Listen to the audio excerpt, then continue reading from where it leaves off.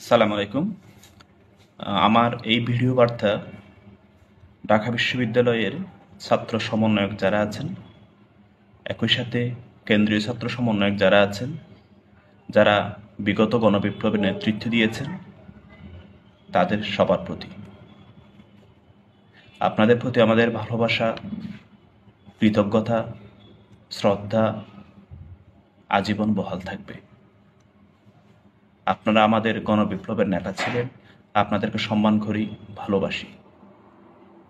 তবু একটা কথা বলতে হচ্ছে, গতরাতে ঢাকা বিশ্ববিদ্যালয়ে ফজলুল হক হলে তোফাজ্জল হোসেন নামের যে অপ্রকৃতিস্থ এক পাগলকে আপনারা পিটিয়ে হত্যা করলেন, কাজটা কি ঠিক হয়েছে?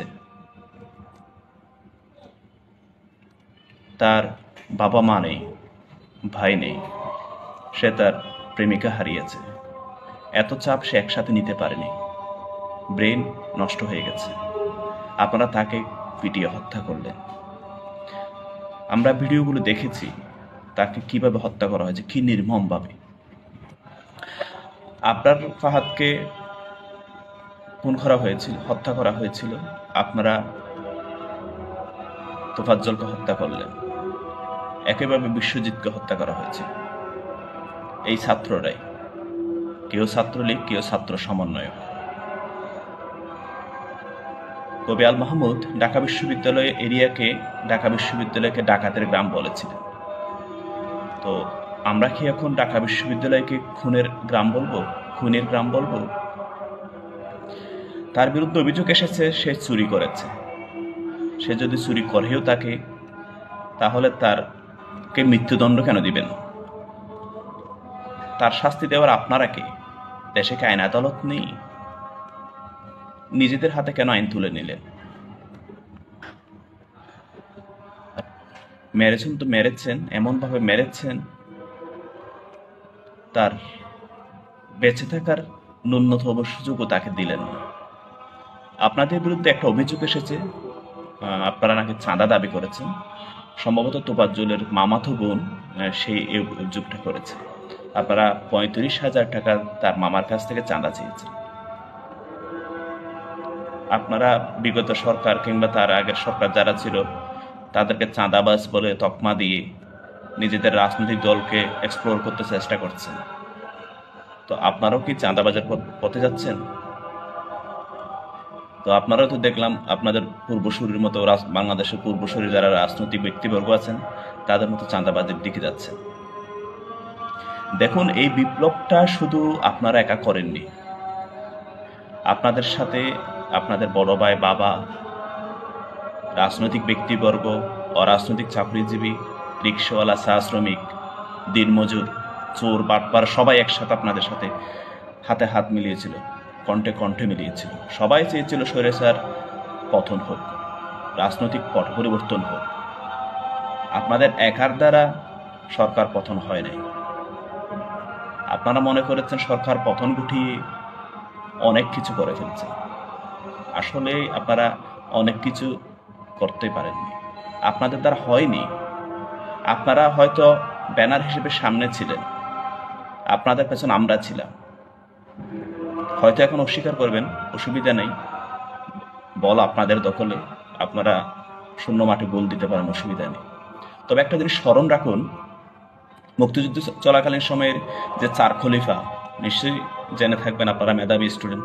আমরা আপনাদের মতো অত মেধাবী নই, একেবারে যে মেধাহীন তাও কিন্তু নই, কিছুটা হলে মাথায় কিছু আছে।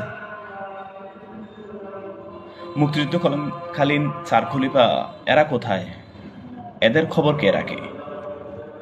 কিংবা এরশাদ সরকার পতনের যারা ছাত্রনেতা ছিলেন, যারা এরশাদের স্বৈরাচার পতনের নেতৃত্ব দিয়েছিলেন, তারা কোথায়?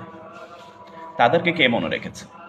আপনারা মনে করছেন ২৪-এর গণ আন্দোলনের নেতৃত্ব দিয়ে বাংলাদেশ আপনাদেরকে আজীবন স্মরণ রাখবে? আপনাদেরকে আজীবন স্মরণ রাখবে না। যেটুকু স্মরণ রাখার, আপনাদের যেটুকু অবদান, সেটা আপনারাই ধূলিসাৎ করে দিচ্ছেন। নিজেরাই নিজেদের পায়ে কুড়াল মারছেন, নিজেরাই নিজেদের ধ্বংস ডেকে আনছেন। আপনারা এই গণবিপ্লবকে ব্যর্থ করবেন।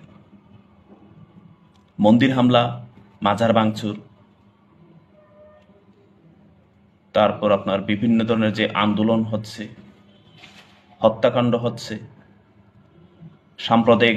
সামনে হয়তো সাম্প্রদায়িক দাঙ্গাও দেখা যাবে। এই সকল বিষয়ের উপর ভর করেই স্বৈরাচার হাসিনা সরকার তার ভাঙা কোমর সোজা করতে চেষ্টা করবেন।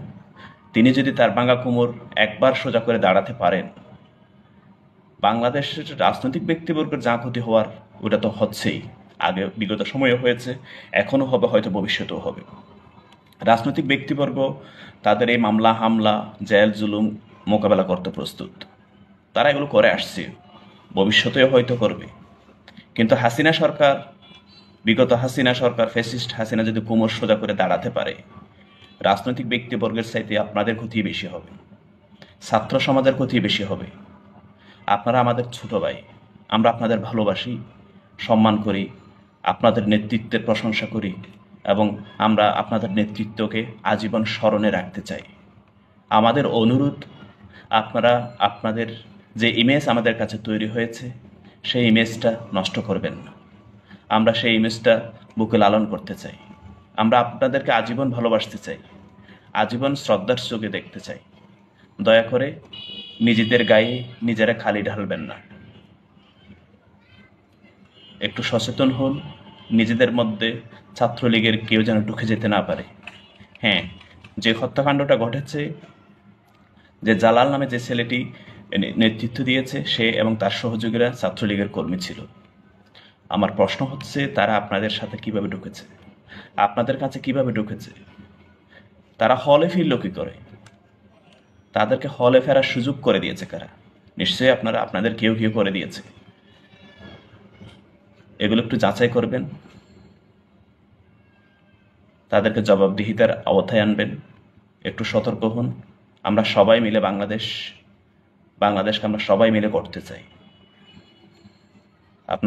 আপনাদেরকে শত্রু হিসেবে দেখতে চাই না। আগেই তো বলেছি, আমরা আপনাদেরকে আজীবন ভালোবাসতে চাই। সে ভালোবাসাটা আশা করি আপনারা অক্ষুণ্ণ রাখবেন। ভালো থাকবেন।